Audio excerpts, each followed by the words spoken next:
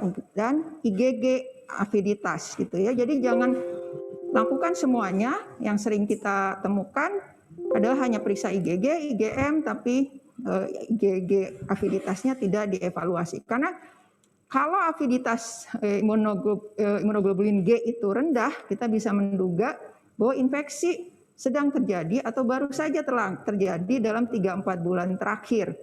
Ya, kalau IgG dan IgM-nya positif gitu ya. Tapi kalau IgG, IgM positif, aviditasnya tinggi, itu menunjukkan bahwa infeksi sudah terjadi 3-4 bulan yang lalu. Ya, jadi risiko untuk menular pada anak lebih rendah, atau bisa saja kalau dia infeksinya itu kita baru terdeteksi di trimester 3, berarti infeksinya terjadi di trimester pertama akhir atau di trimester kedua. Jadi kita lebih harus waspada. Terapi untuk toksoplasmosis ini sebenarnya kalau untuk ibu hamil atau orang dewasa atau anak-anak sifatnya self-limiting.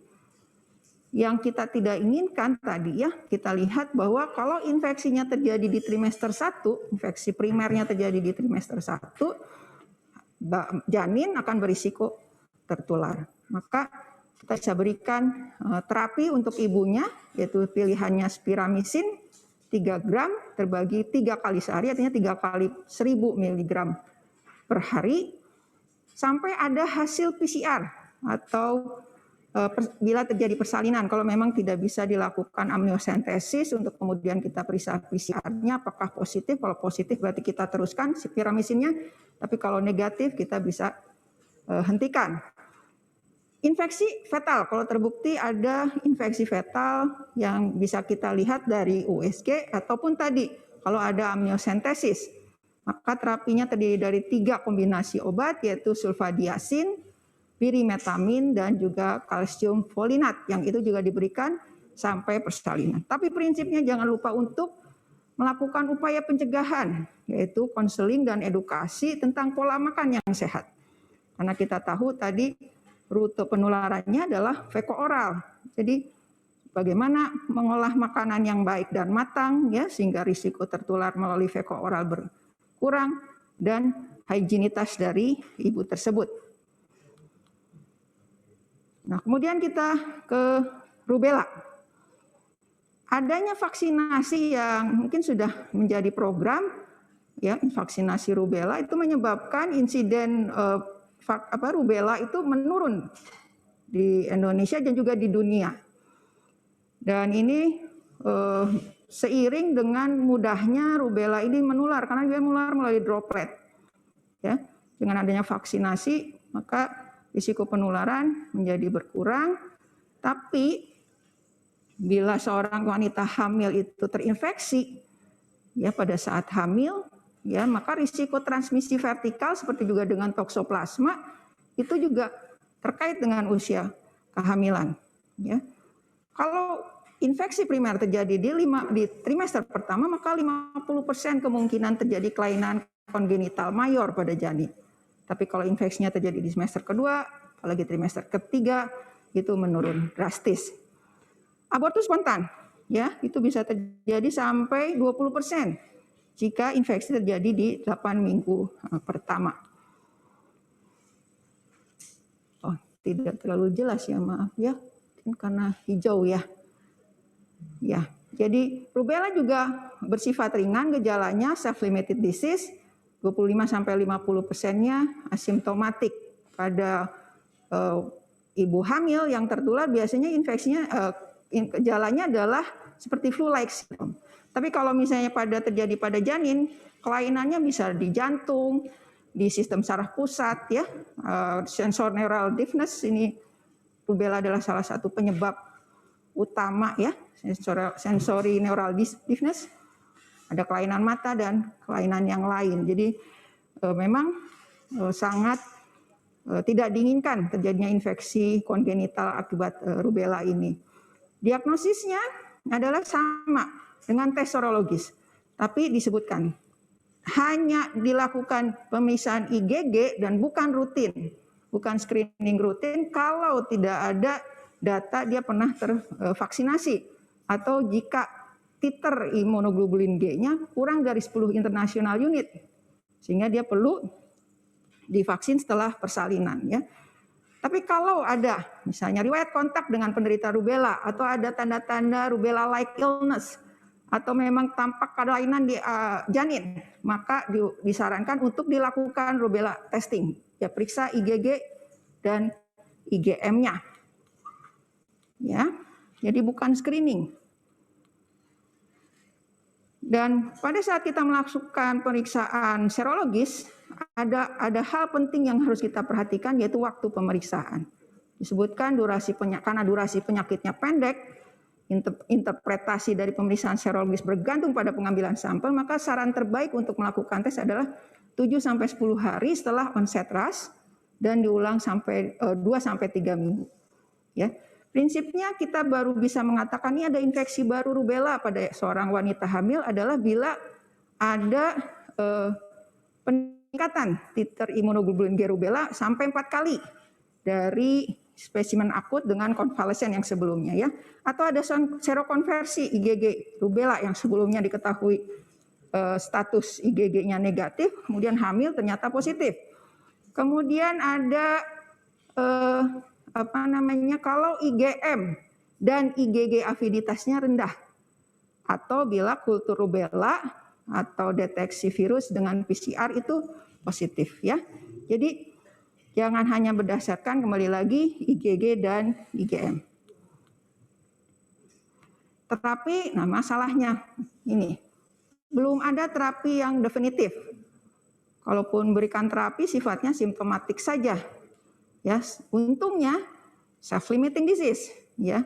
Nah, pencegahan yang bisa kita lakukan ya memang dengan vaksinasi ya, untuk mencegah infeksi terutama selama kehamilan ya. Tidak boleh dilakukan 28 hari sebelum konsepsi. Nah, ini yang mungkin yang belum kita pikirkan bersama, bahwa ternyata remaja putri sebaiknya sudah mendapat atau memiliki imunitas sebelum mencapai usia reproduksi. Ya, sehingga pada saat dia mencapai usia reproduksi dan kemudian hamil, dia punya imun yang baik terhadap infeksi rubella.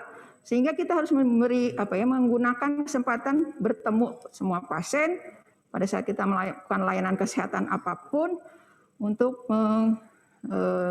mungkin mensosialisasikan pemberian vaksinasi ini prakonsepsi. Sitomegalovirus. Ini yang menjadi penyebab dibanding toksoplasma, rubella, dan herpes tadi paling sering menyebabkan infeksi intrauterin ya. Dan penyebab non-genetik utama dari gangguan pendengaran sensori neural dan kerusakan neurologis. Transmisinya melalui kontak langsung atau tidak langsung orang ke orang melalui cairan tubuh. Jadi hampir semua cairan tubuh bisa mengandung virus sitomegalovirus. Jadi sebenarnya relatif mudah terjadi transmisi. Nah, kalau kita lihat ternyata di Indonesia belum ada data ya tentang seroprevalensi CMV. Tapi kalau kita lihat ya mungkin tidak lebih dari 1-2% ya. Ada penelitian yang dilakukan di Jakarta ya tentang infeksi sitomegalovirus, ditemukan 5% bayi baru lahir dari 411 ya. Itu ternyata CMV CMV kongenitalnya positif. Jadi mungkin cukup besar sebenarnya ya di Indonesia. Slide.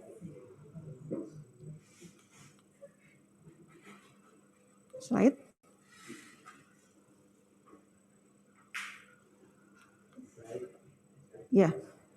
Hampir sama dengan rubella tadi ya. Kejadian infeksi dan risiko transmisi meningkat sesuai dengan usia kehamilan ya, dan kaitannya makin awal terinfeksi, risiko infeksi kongenital makin tinggi, risiko sequelnya makin besar ya. Dan perlu dicatat di sini bahwa risiko transmisi rendah bila infeksi maternal terjadi lebih dari 11 minggu sebelum konsepsi ya. Jadi ini bisa jadi bahan konseling. Manifestasi klinik kalau pada ibu sama flu-like syndrome, pada janin kalau sampai terinfeksi menyebabkan banyak kelainan, IUGR, hepatomegali, peteki, chorioretinitis, dan bisa sensory neural hearing loss tadi, ya, gangguan psikomotor di jangka panjangnya. Diagnosisnya hampir sama dengan rubella. Prinsipnya ditegakkan kalau ada serokonversi IgG atau bila IgG positif, IgM positif, aviditas IgG rendah. Itu ya. Dan sama, tidak ada screening rutin CMV pada wanita hamil dengan tes serologis, dipertimbangkan bila ada gejala influenza selama kehamilan atau ada temuan tanda infeksi CMV secara USG. Terapinya, nah ini yang jadi masalah ya, dia penyebab infeksi intrauterin tapi tidak ada terapi definitif. Ada yang memang menyarankan dan beberapa laporan cukup efektif adalah antivirus asiklovir ataupun valasiklovir ya bila terkonfirmasi infeksi CMV. Penting di sini pencegahan, hygiene yang baik tadi karena dia kontak langsung melalui cairan tubuh. Tadi screening tidak direkomendasikan karena tidak ada terapi efektifnya, belum ada vaksin yang efektif.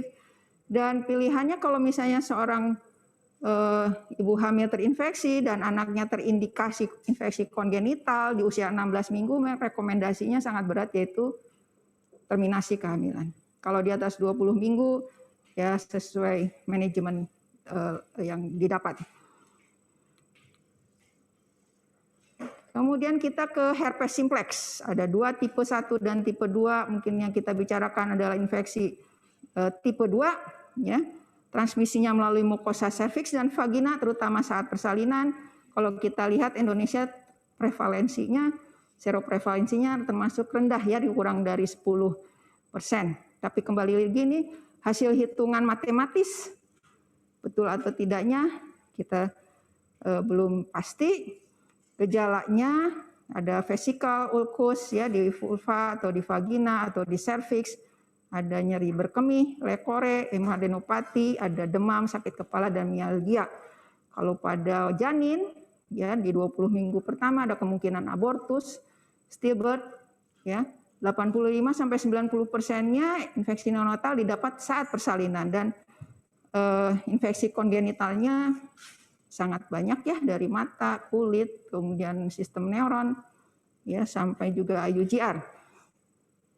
Diagnosis berdasarkan ada tidaknya gambaran klinis ya tadi pada ibu tampak infeksi herpes genital atau tidak, dan juga secara serologis bisa langsung dengan deteksi virusnya atau tidak langsung melalui antibodi. Hampir sama, diagnosis ditegakkan ada infeksi maternal primer kalau ada serokonversi IgG atau IgG, IgM positif, aviditas IgG rendah. Terapinya ini mulai dari 36 minggu ada pembagiannya kalau dia akut atau first episode dengan yang episodik dan suppressive treatment. Prinsipnya pilihannya kalau tidak asiklovir, valasiklovir ya bisa dilihat dosisnya. Dan disarankan seksio sesarea kalau infeksi primernya didapat saat hamil 4-6 minggu. Nah, bagaimana kaitannya sekarang dengan fertilitas ya? Apakah perlu screening rutin pada pasien-pasien dengan masalah infertilitas? Rekomendasi dari ASRM, ESRE dan NICE tidak ada yang merekomendasikan screening TORS sebagai evaluasi dasar fertilitas ya. Ada yang menyebutkan dari Japan Obstetric Gynecology, wanita yang ingin hamil sebaiknya dikonseling dan disarankan memeriksa status antibodi rubella jika tidak ada catatan imunitas rubella dan belum imunisasi dan bila perlu berikan vaksinasi. Ya, ada penelitian tentang kaitan riwayat TOS sebelumnya dengan kehamilan pada program IVF, tapi ternyata tidak ada hubungan atau perbedaan yang bermakna tentang pengaruh infeksi TOS terhadap luaran. Ya. Jadi penelitian ini merekomendasikan, menyimpulkan tidak perlu tes screening TOS pada pasien-pasien yang berencana untuk mengikuti program kehamilan IVF, gitu ya.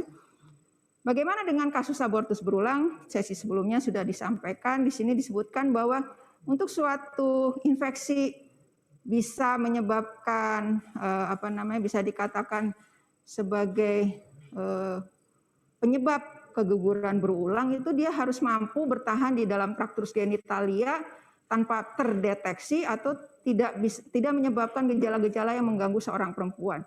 Nah, toksoplasma, rubella CMV, dan herpes itu tidak termasuk dalam kriteria patogen tadi. Jadi screening TORS tidak disarankan. Ini rekomendasi ESRE, kita lihat tidak ada rekomendasi tentang pemeriksaan serologis TORS. Demikian juga ASRM, tidak ada.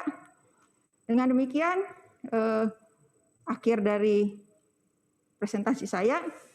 Terima kasih, semoga bermanfaat. Mohon maaf bila ada kekurangan. Saya kembalikan kepada moderator, Dr. Nanang.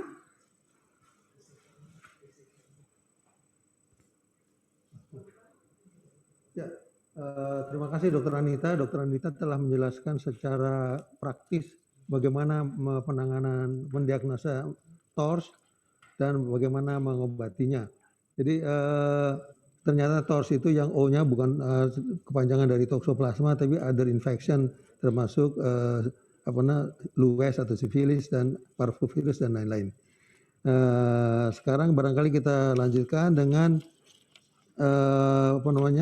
kepada Dr. Ruswana, Dr. Ruswana, yang beliau adalah staf di Divisi FAIR Departemen of Gyn RSIS FKUP RSIS ya. Jadi sudah staf senior di divisi ini dan juga beliau bergelut di infertilitas sejak lulus dari menjadi SPOG. Dr. Ruswana akan menjelaskan tentang penanganan dan terapi yang tepat infeksi chlamydia trachomatis dan tuberkulosis pada infertilitas. Kami persilakan Dr. Ruswana untuk mempersiapkan waktu dan tempat kami serahkan kepada Anda. Kami persilakan mulai. Sama waktunya 20 menit. Ya, terima kasih Dr. Nanang. Selamat sore. Assalamualaikum warahmatullahi wabarakatuh.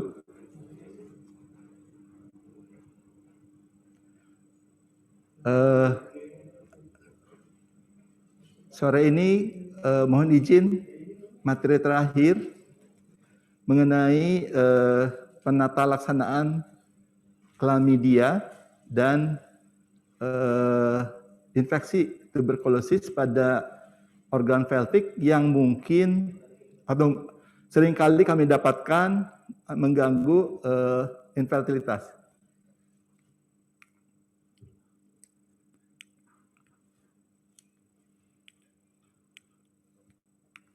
Ya, jadi untuk chlamydia pertama, chlamydia ini adalah infeksi menular seksual yang sering ditemukan dan menurut laporan sering ditemukan pada usia lebih awal, yaitu pada usia 15 sampai 24 tahun, dan dari suatu penelitian di luar yang melibatkan 400 wanita dewasa, ternyata hampir 10% menderita chlamydia genital. Diduga ini terkait dengan pola seksual dari pasangan, dan kalau kita amati juga di Indonesia bahwa infeksi chlamydia ini walaupun tidak bergejala sering ditemukan di klinik pada pasien-pasien yang ingin menata penyebab infertilitasnya, dan ini terkait dengan infeksi menular seksual sebelumnya. Ini yang sering kita amati adalah wanita datang menikah lebih dari 1 tahun dengan atau tanpa riwayat nyeri pelvik, dengan atau tanpa ada keputihan berulang, ya.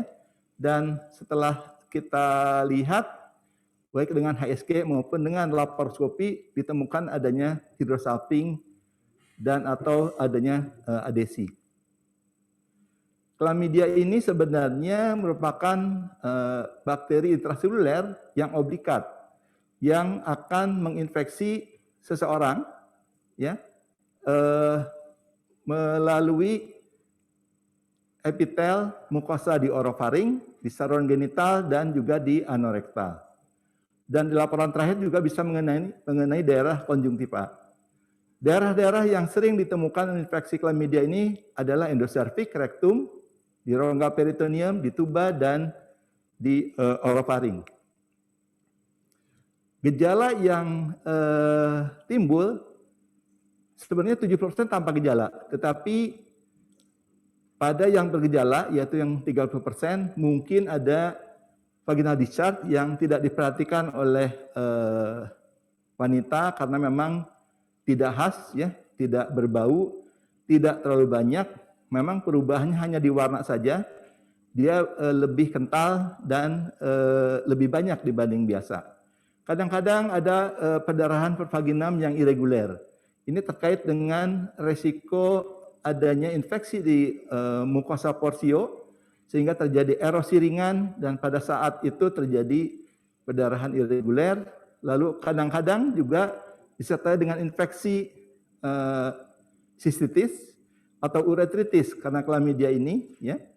Dan mungkin juga bisa ditemukan adanya pembesaran kelenjar pelvik dan biasanya juga dilaporkan beberapa kasus ada terjadi dispareunia pada saat penetrasi dalam ataupun adanya nyeri abdomen. Kalau pasien tidak bergejala, memang kadang-kadang agak sulit menilai, dan biasanya menurut laporan epidemiologi itu ditemukan bersamaan dengan saat dilakukan uji terhadap gonore.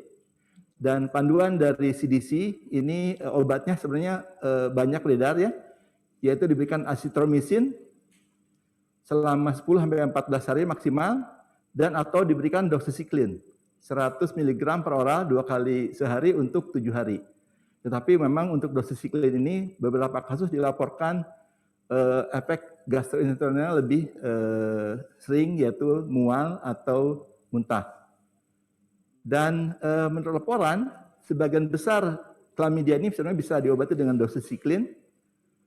Dan pada penggunaan azitromisin memang ada resistensi tapi rendah 3,2%. Dan infeksi chlamydia ini sebagian besar tidak bergejala dan dia mudah terjadi reinfeksi. Makanya pasangan yang menginginkan kehamilan dan mungkin ada dicurigai dengan chlamydia ini, pasangannya harus juga diobati supaya tidak terjadi pingpong fenomen seperti pada kasus PID yang lain, dan kita harus mewaspadainya sehingga disarankan dilakukan uji setiap 3 bulan.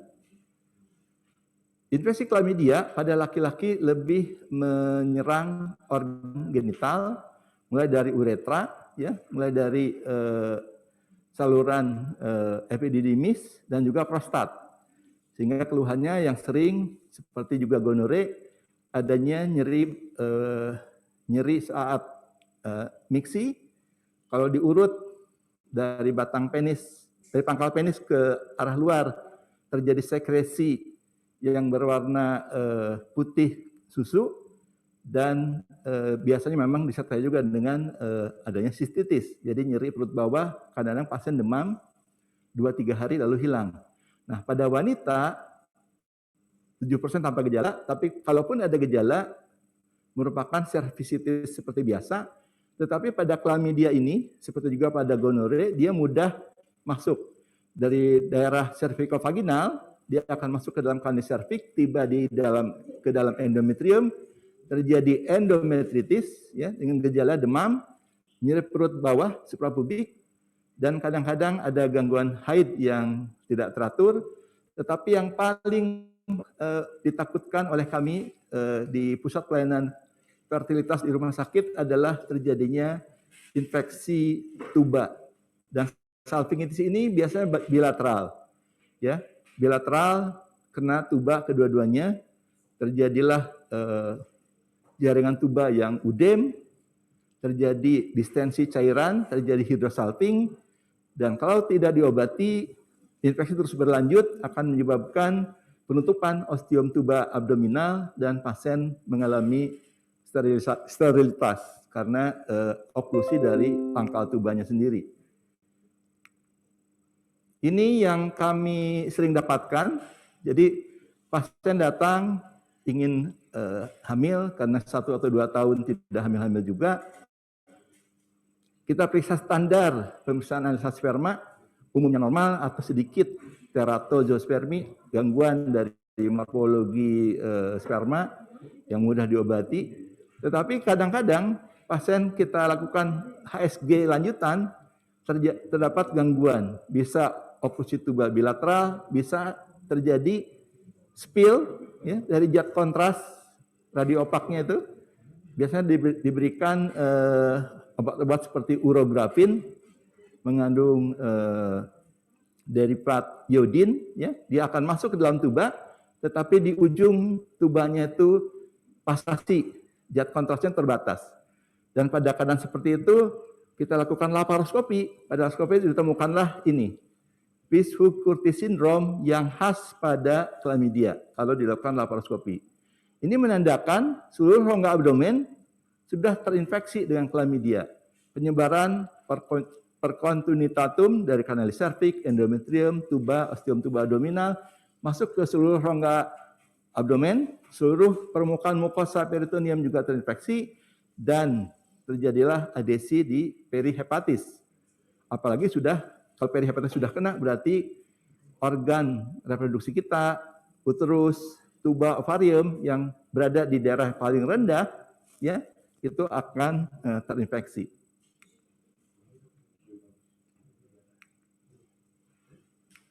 Slide. Tolong slide. Dokter dulu, tolong slide. Ya, ini pasien yang sebentar.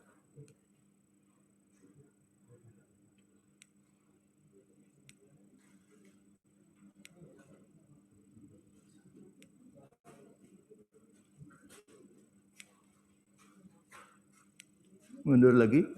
Sebentar dulu, tolong. Ya, klik 2 kali.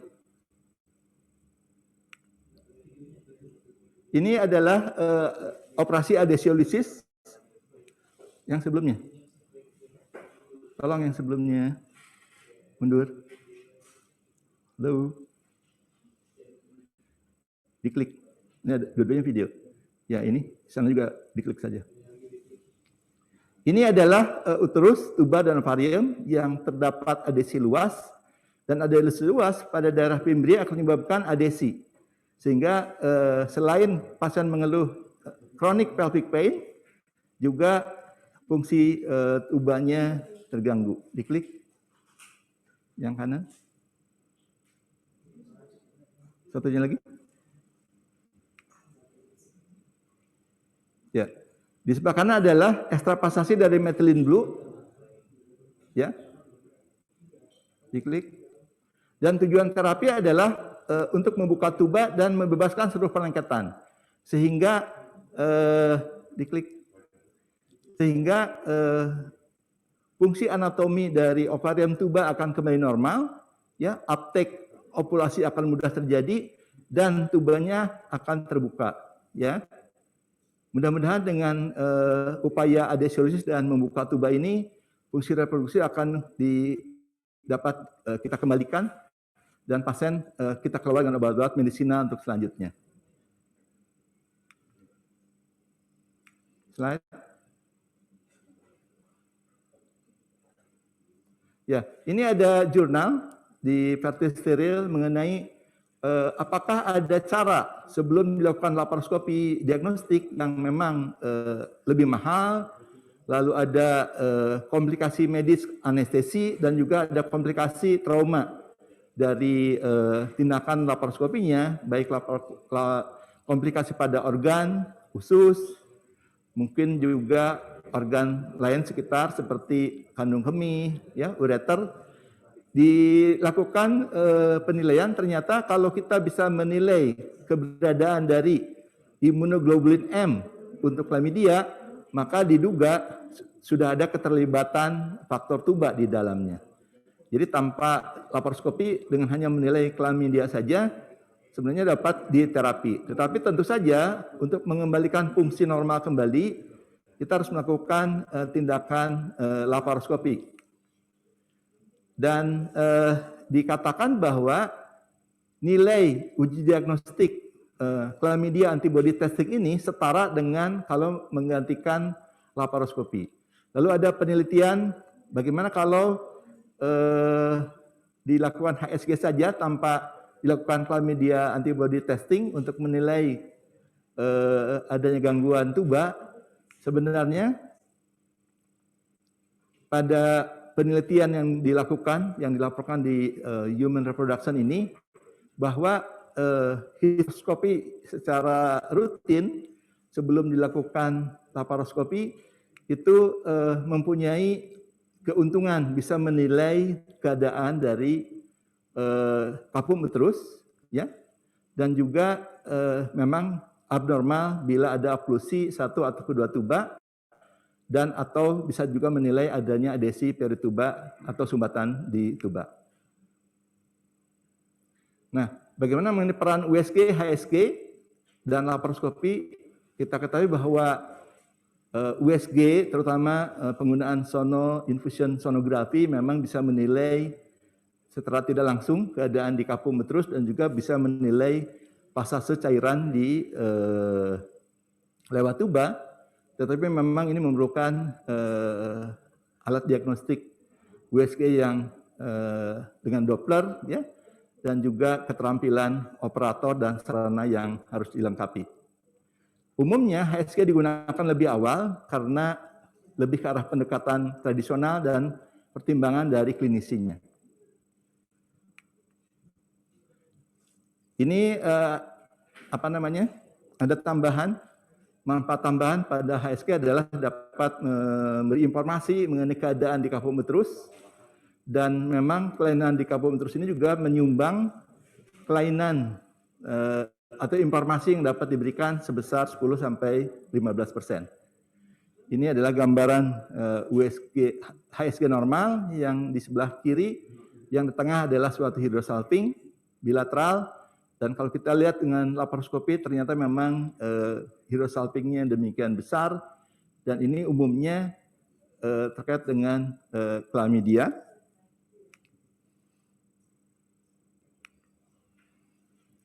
Kesimpulan, chlamydia tanpa gejala dan akibat infeksi STI langsung, dampak pada ADC dan oklusi tuba, dan tindakan utama adalah laparoskopi adenosulisis. Terakhir saya ingin mengingatkan kembali mengenai pelvic tuberculosis. Jadi pelvic TB itu sebenarnya kejadian sangat jarang dan belum diketahui apakah ini berasal dari hubungan seksual langsung kalau melibatkan organ pelvic, ya. Diduga ini terkait dengan reaktivasi dari TB yang ada di peritoneum atau secara limpatik dan hematogen menyebar dari paru-paru, ya. Dan ini adalah perjalanan klinis untuk genital tuberculosis. Jadi dari tuberkel di lapisan basal endometrium akan melakukan seeding setiap menstruasi, terjadi reinfeksi ulangan, dan kadang-kadang reinfeksi ulangan ini akan menyebabkan inflamasi terus-menerus, ya, akan menyebabkan endometrium ulceratif dan menyebabkan perlengketan di kapum uterus. Pada beberapa kasus, terutama yang sudah menopause, memang terjadi laporan adanya perkejuan, tetapi pada usia reproduksi muda, kejadian perkejuan, kejadian piometra itu rendah dilaporkan, ya. Yang paling sering adalah adanya cervicitis dan endometritis. Ini apa namanya? Jadi untuk diagnosis lebih awal kecurigaan adanya endometritis, kalau kita bisa melakukan biopsi di endometrium, terutama pada waktu haid. Boleh haid hari kedua sampai hari ke-5, di mana pada waktu itu banyak epitel dan stroma dari endometrium yang mengandung kemungkinan granuloma dari TB-nya. Itu bisa kita lihat secara PA, adanya tuberkel, adanya granuloma, dan kalau kita lihat pada usia reproduksi, granuloma ini memang lebih sering tumbuh dari lapisan basal endometrium fungsional. Di situ kalau kita lihat dengan histeroskopi, gambarannya adalah lebih pucat. Beberapa lokasi ada sinehia yang masih ringan, Dan kalau kita isi dengan cairan untuk histeroskopi tersebut, kapung uterusnya itu lebih sempit dan sulit mengembang.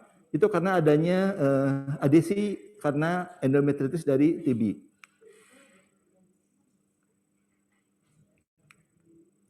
Slide.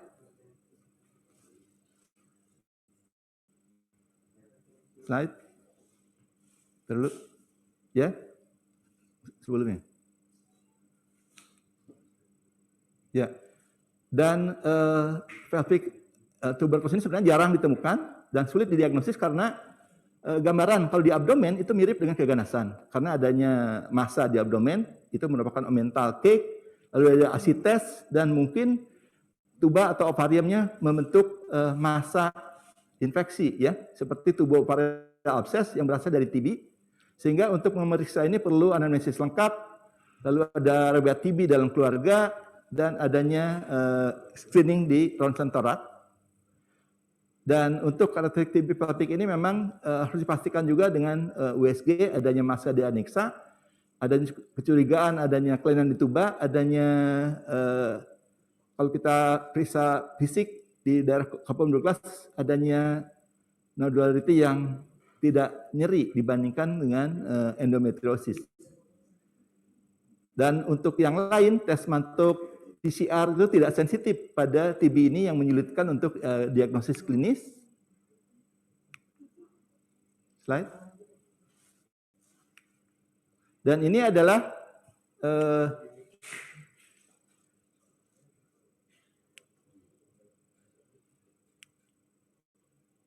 sebelumnya. Ya, ini adalah penilaian setelah ditemukan adanya asites atau tidak. Tolong. Yang bagian tadi. Ya, ini adalah untuk penilaian apakah ada asid atau tidak. Kalau iya, bila mungkin dilakukan parasentesis, dilihat dengan sitologi dan kultur. Kalau tidak, dilakukan laparoscopy diagnostik. Ya, kalau dengan laparoscopy diagnostik ditemukan adanya kecurigaan TB, maka dilakukan biopsi. Dan bila tidak, memang harus dilakukan laparotomi eksploratif dengan kemungkinan adanya frozen section. Tidak kita biopsi atau sebaiknya memang dilakukan salpingo-operektomi kalau melibatkan ovarium dan tubanya. Ini peranan laparoskopi sudah kami sampaikan tadi. Ya, ini gambaran dari TB dengan laparoskopi. Kita lihat di seluruh permukaan usus itu ada tubercle granuloma dan juga di sebelah kanan adalah gambaran uterus. Ya, lengket dengan daerah usus dan lengket juga dengan tuba dan tubanya itu membentuk hidrosalping. Bedanya pada TB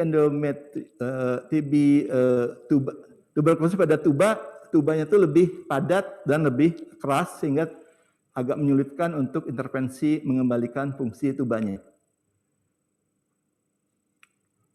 Ya, ini obat-obat yang ada di kita untuk pemberian TB, kita kerjasama dengan dokter ke dalam untuk penilaian selama 6 bulan atau minimal 9 bulan. Dan untuk kesimpulan, endometriosis TB itu bisa berasal dari limfogen atau hematogen dari sumber primer paru umumnya. Dan bila ditemukan komplikasi pada tuba, pertimbangkan adanya TB pelvis pada tuba dan prognosanya agak sulit baik untuk mengembalikan fungsi tuba maupun mengembalikan fungsi dari endometrium pada pasien dengan endometritis, sehingga umumnya kami di Rumah Sakit Pendidikan Utama rujukan terakhir prognosanya adalah kurang baik. Demikian yang dapat kami sampaikan. Terima kasih. Wassalamualaikum warahmatullahi wabarakatuh.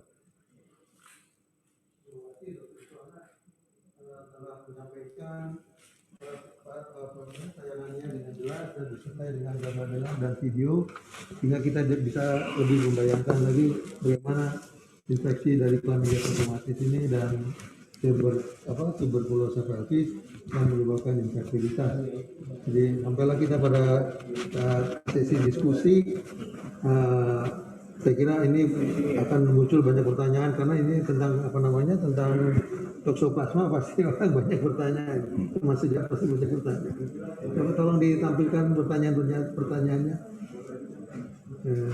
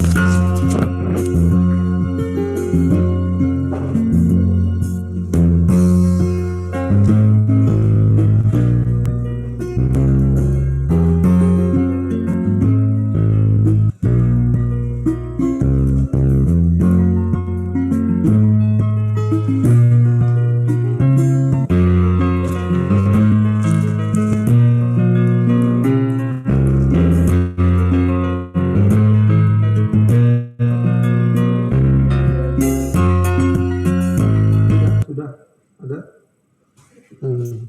Jadi sudah disampaikan tentang presentasi dari Dr. Anita dan Dr. Ruswana. Sekarang kita sampai pada saat diskusi. Ada pertanyaan ini yang sudah ditayangkan dari selamat sore dari Dr. Novina. Izin bertanya, saat ini regimen pirimetamin sulfodiazin sangat sulit didapatkan. Apakah ada alternatif lain pengobatan toksoplasmosis? Silakan Dokter. Ya. Ya, ini jadi masalah sebenarnya Dokter Novina. Terima kasih atas pertanyaannya ya. Sampai sekarang memang kombinasi pirimetamin, sulfodiazin dan asam folinat itu menjadi terapi pilihan untuk kasus toksoplasma. Tapi ya masalahnya ya seperti yang dihadapi oleh Dokter Novina ya, pirimetamin, sulfodiazin sulit didapat dan ya penggantinya sih tidak ada. Jadi memang pilihannya mungkin hanya spiramisin akhirnya. Mungkin kalau misalnya kita kembali tadi, spiramisin kalau belum terbukti, infeksi hanya terbukti pada ibu tapi belum terbukti pada janin. Dan kalau sudah terbukti terjadi infeksi kongenital pada janin ya pilihannya kombinasi pirimetamin dan sulfodiazin. Iya. Ya pirimetamin ini dan sulfonamid atau sulfodiazin itu boleh diberikan pada ibu hamil di atas 18 minggu saya kira ya. Jadi kalau itu aman, tapi sekarang sulit didapatkan. Iya. Ini ada pertanyaan dari Dr. Iskandar Mirsa, bagaimana penanganan sitomegalovirus dalam kehamilan muda dengan IgM positif? Apakah diterminasi atau pemberian antivirus? Silakan. Ya, terima kasih Dr. Iskandar. Kembali lagi mungkin diagnosisnya mungkin ya Dr. Iskandar, jangan hanya berpaku pada IgM positif saja. Coba dicek lagi IgG-nya dan terutama aviditas IgG-nya gitu. Kalau misalnya IgG-nya memang positif, aviditas IgG-nya rendah, artinya bukan infeksi, infeksinya sudah terjadi infeksinya baru terjadi memang. Tapi kalau aviditas IgG-nya tinggi, berarti infeksinya sudah berlangsung lebih dari 3 sampai 4 bulan yang lalu. Jadi sebenarnya tidak berisiko untuk infeksi kongenital gitu ya. Jadi kecuali kalau memang IgG positif, aviditas rendah. Nah, kita bisa mengatakan ada risiko infeksi primer pada ibu dan ada risiko transmisi ke janin. Ya sampai sekarang sitomegalovirus tadi yang sudah saya sampaikan belum ada terapi definitifnya, tapi beberapa perhimpunan menyampaikan mungkin bisa dicoba dengan asiklovir atau valasiklovir juga gitu. Meskipun beberapa penelitian mengatakan tidak efektif. Jadi makanya kalau sitomegalovirus itu ya kalau misalnya kita risiko infeksi intrauterinnya kan besar gitu, apalagi kalau di trimester pertama. Jadi kalau memang betul kita terbukti ada infeksi kongenital, memang pilihannya disebutkan terminasi gitu ya, tapi mungkin ya itu yang kesulitannya kita dalam memilih terapi. Mungkin itu yang bisa saya sampaikan. Iya, memang sitomegalovirus kalau ditemukan pada hamil muda dan sebagainya, ini kecenderungan ibu-ibu takut karena akan terjadi sepertinya rubella, ada cacat dari pendengaran, cacat dari serabut saraf dan lain-lain. Jadi ini memang kita harus pintar-pintar memilih terapi yang baik dan menjelaskan kepada pasien supaya jelas bahwa ini adalah bagaimana pada saat mana kita akan melakukan terminasi dan pada saat mana kita harus meneruskan kehamilannya. Mungkin juga perlu penekanan dok, ini terapinya diagnosisnya definitif atau tidak, kan kalau kita di praktek sehari-hari biasanya pasien datang hanya membawa IgM dan IgG saja. Ya. Tadi sebenarnya kalau dilihat sarannya atau diagnosis definitif serologisnya harus ada afiditas IgG-nya. Iya, jadi harus periksa lagi tentang IgG afiditasnya ya. Ya, oke. Pertanyaan berikut barangkali dari Dr. Alvin Setiawan. Dr. Ruswana, punten ini Alvin, maaf hendak bertanya jika pasien dengan infertilitas dan dicurigai adanya infeksi klamidia, apakah kurang naik pertanyaannya? Apakah ketika kita akan melakukan pemeriksaan HSG dan sebaiknya dilakukan pemeriksaan kuman pasca pemeriksaan ya? Silakan Dr. Ruswana. Ya, terima kasih Dr. Alvin. Biasanya kalau pasien akan dilakukan infusion sonograsi, pasien datang pada hari kedua, paling lambat pada hari kelima, dan di situ kita sudah memberikan perlindungan antibiotik. Kita berikan azitromycin sehari 1 sampai 7 hari. Dan biasanya HSG ini akan kita lakukan pada hari ke-9. Jadi sudah ada perlindungan untuk mencegah infeksi luas di rongga abdomen. Tentunya apakah adesiolisis perlu dilakukan? Ada Visio-Curtis syndrome? Untuk adesiolisis pada daerah penhepatis tidak dianjurkan dilakukan tindakan karena menurut laporan tingginya risiko perdarahan, dan kalau terjadi perdarahan di situ kita nggak bisa intervensi ya. Jadi cukup yang kita kelola di bidang kita saja, memperbaiki adhesi di daerah tuba, di daerah pinggir, hubungan tuba dengan ovarium dan hubungan tuba ovarium dengan dinding uterus di kapondoglas. Jangan sesekali mengutak-atik daerah Visio-Curtis di adhesi perhepatis karena itu tidak berpengaruh ke fungsi heparnya, hanya menandakan jejak dari klamidia. Ya, untuk HSG ataupun untuk SIS itu untuk teman sejawat harus diingat bahwa harus ada profilaksis antibiotik sebelum melakukan itu beberapa hari sebelum dilakukan tindakan. Karena ini takutnya juga pertama kita menghindari memasukkan cairan ke dalam rongga uterus kemudian menyebar ke peritoneum. Kalau kita tidak lindungi dengan antibiotik terlebih dahulu, mungkin bisa terjadi peritonitis difus ya. Itu yang harus perlu diingat. Kadang-kadang teman sejawat melakukan HSG tidak dipersiapkan dengan pemberian profilaksis antibiotik terlebih dahulu. Boleh dosis-siklin 2 kali 1 5 hari. Ya. Itu barangkali pertanyaan berikut. Apakah untuk Dr. Anita, apakah ditemukan antibodi IgG positif selalu menunjukkan efek perlindungan sebelum seberapa tinggi sifat protektifnya? Silakan dokter. Ya, terima kasih Dr. Inayatullah dari Bogor ya. Jadi IgG positif kita lihat titernya dok, titernya berapa. Kalau misalnya pada kasus rubella, kalau titernya kurang dari 10 international unit per mililiter, disebutkan itu efek protektifnya rendah. Jadi beberapa laporan juga untuk toksoplasma, toksoplasmosis, kemudian CMV dan herpes, tidak berarti IgG positif itu menunjukkan efek protektif. Gitu. Harus dilihat titernya. Itu makanya kaitannya tadi dengan diagnosis primer atau tidak gitu dok. Jadi kalau IgG positif, lanjutkan pemeriksaan ke IgM dan afiditas IgG-nya. Itu dok. Terima kasih. Ya, ada tadi yang belum dijawab barangkali tentang seberapa kalau tinggi apakah IgG harus diturunkan? Oh tidak perlu. Kita tahu bahwa IgG itu akan bertahan lama, kadang-kadang bertahun-tahun. Ada laporan sampai 10. Kalau untuk yang rubella itu dilaporkan bisa sampai lebih dari 19 tahun dok. Ya. Gitu. Makanya kenapa pada kasus rubella itu tidak perlu booster misalnya, dan prevalensinya menurun karena memang efektif rubellanya itu vaksinasinya gitu. Jadi itu dok. Jadi kita jangan khawatir dengan IgG tinggi. IgM yang kalau tinggi itu harus khawatir. Ini satu lagi pertanyaan terakhir barangkali, bagaimana kehamilan pada pasien dengan post fibrioplasti atau adesiolisis? Silakan Dr. Ruswana. Ya, Terima kasih Dr. Liva Wijaya. Memang untuk meyakinkan fungsi bahwa videopasti dan adhesiusnya efektif harus kita lihat dalam 3 bulan pertama atau 6 bulan pertama fase tindakan. Dan kalau perlu memang dilakukan HSG ulang ya atau second look laparoskopi. Biasanya begitu terjadi kehamilan pastikan bukan kehamilan ektotik ya. Karena beberapa kasus di kehamilan belum ada GS, hasilnya di atas 2000, wah itu udah curiga hamil, tapi hamilnya adalah di bekas daerah yang kita operasi. Kemungkinan kehamilan sekitar 27% kalau memang operasinya adekuat. Tapi kalau ditunggu sampai 2 tahun, mungkin kalau tubuhnya tetap bagus, dia bisa meningkat ke arah sampai 30%. Ya, apa namanya?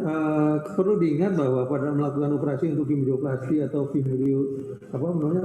melakukan perbaikan dari fibroid dan sebagainya itu harus dilakukan oleh operator yang kompeten ya. Karena kalau kita salah melakukannya atau tidak kompeten melakukannya, dalam waktu singkat akan buntu lagi gitu, akan tersumbat lagi gitu. Pengalaman dari dulu berapa puluh tahun yang lalu bahwa itu operasi-operasi seperti itu walaupun kita lakukan dengan bedah mikro tetap saja akan terjadi penyumbatan kembali. Itu saja barangkali karena waktunya sudah habis. Kita selesaikan sesi ini. Terima kasih kepada Dr. Ruswana dan Dr. Anita yang telah menyampaikan presentasinya dengan cukup praktis dan jelas sehingga kita bisa memahami dengan baik. Terima kasih. Kami kembalikan kepada panitia. Wassalamualaikum warahmatullahi wabarakatuh. Waalaikumsalam warahmatullahi wabarakatuh.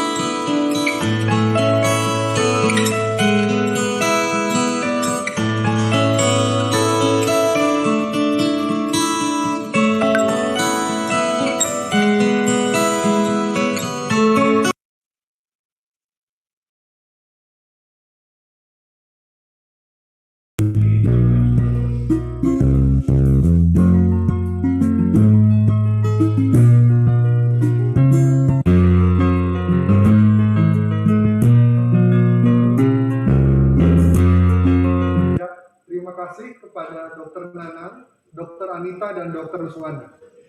Baik, sesi ke-8 tadi adalah akhir dari rangkaian acara simposium hari pertama The Fifth Meet the Expert 2021. Kami ucapkan terima kasih kepada para pembicara, host, dan peserta atas partisipasinya hingga sore hari ini. Semoga kegiatan hari ini menjadi kegiatan yang bermanfaat untuk kita semua. Sampai jumpa besok pada simposium hari kedua The Fifth Meet the Expert 2021. Wassalamualaikum warahmatullahi wabarakatuh. See ya.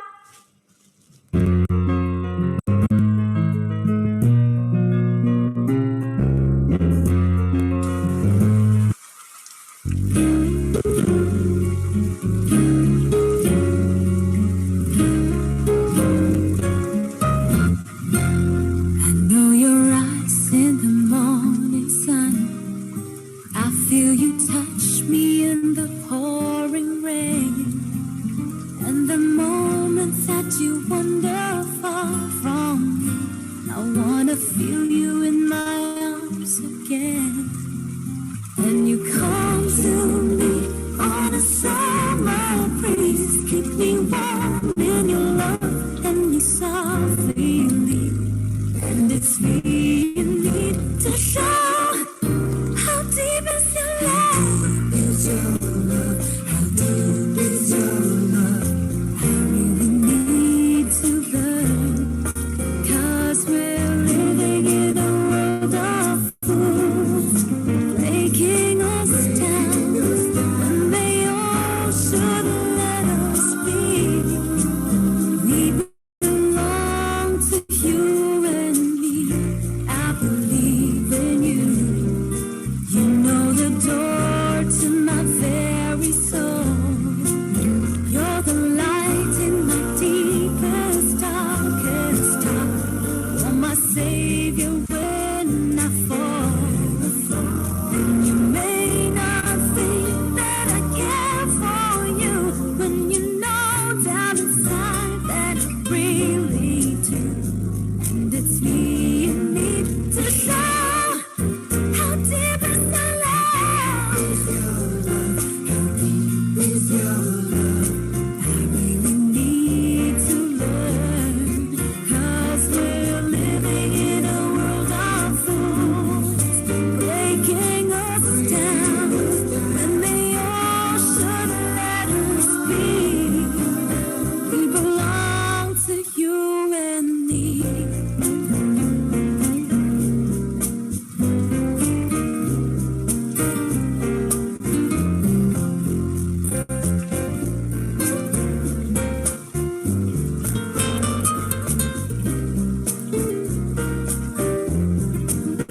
And you come to me on a summer breeze, keep me warm in your love, then you softly leave. And it's me you need to show. How deep is your love? Is your love? How deep is your love?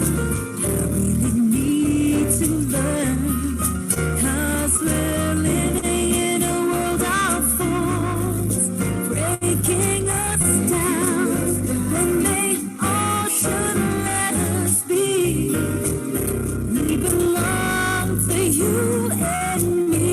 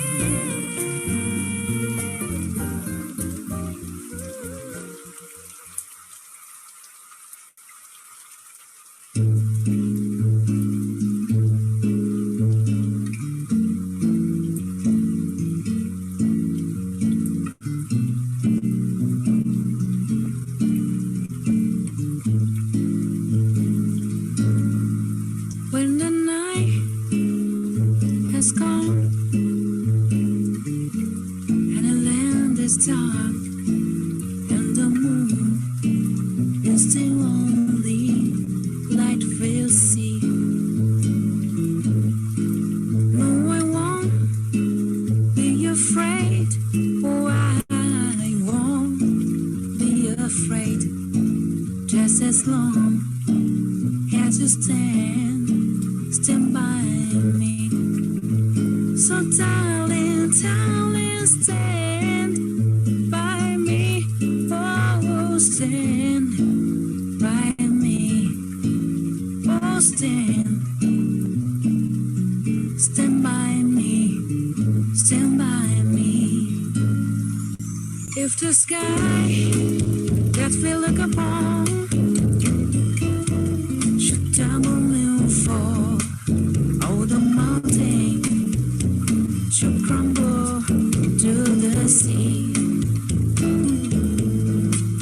I won't cry, no, I won't shed a tear. Just as long as you stand by me. And darling, darling, stand by me. Oh, stand by me. Oh, stand now. Stand by me. Stand by me.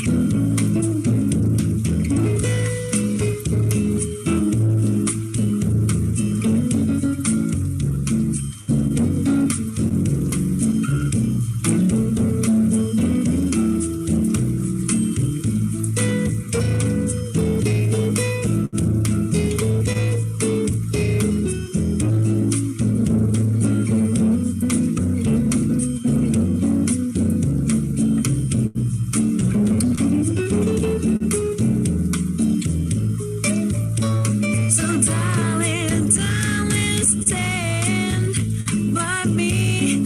Oh, stand by me. Oh, stand now. Stand by me. Stand by me. Whenever you're in trouble, would you stand by me?